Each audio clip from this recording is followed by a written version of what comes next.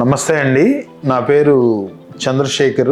విధాత hospital Vijayawada general surgery మరియు surgical gastroenterology విభాగాలు ఈ హాస్పిటల్లో చూస్తుంటాను.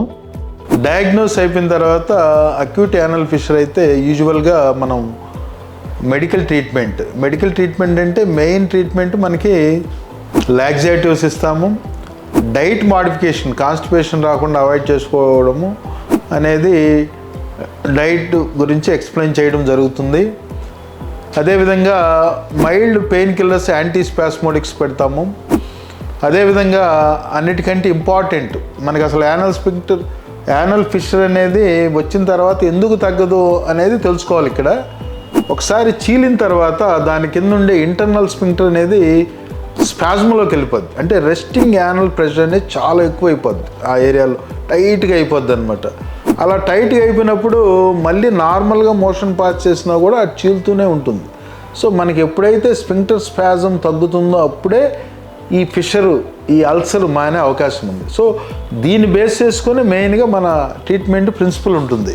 సో మనకి ఇక్కడ వాడే మెడిసిన్ కూడా మనం మోషన్ ఫ్రీగా రావడానికి వాడతాం, పెయిన్ కిల్లర్స్ వాడతాము.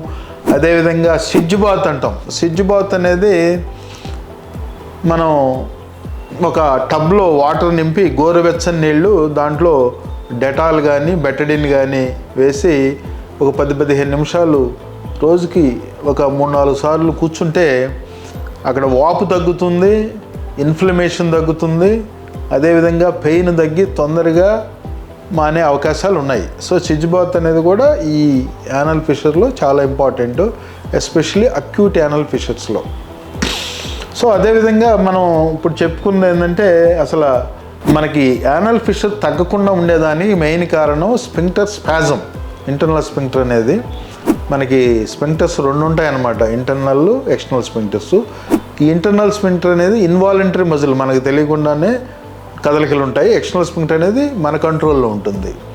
సో ఈ ఇంటర్నల్ స్పింక్టర్ స్పాజ్మ్లోకి వెళ్ళిపోయి రెస్టింగ్ యానల్ స్పింక్టర్ ప్రెషర్ చాలా హైగా అయిపోతుంది. అందువల్ల మనకి ఈ మళ్ళీ చీలిపోయి తగ్గకుండా ఉండే అవకాశం ఉంది. సో మనం ఎప్పుడైతే మోషన్ ఫ్రీగా అయ్యేటట్టు చూడడమే కాకుండా ఈ anal pressure, resting anal sphincter ప్రెషర్ని తగ్గించగలిగామో అప్పుడు మాత్రమే ఆ పుండు తగ్గే అవకాశం ఉంది. దాన్ని బేస్ చేసుకునే మెడికల్ ట్రీట్మెంట్ కానీ సర్జికల్ ట్రీట్మెంట్ కానీ ఉంటుంది.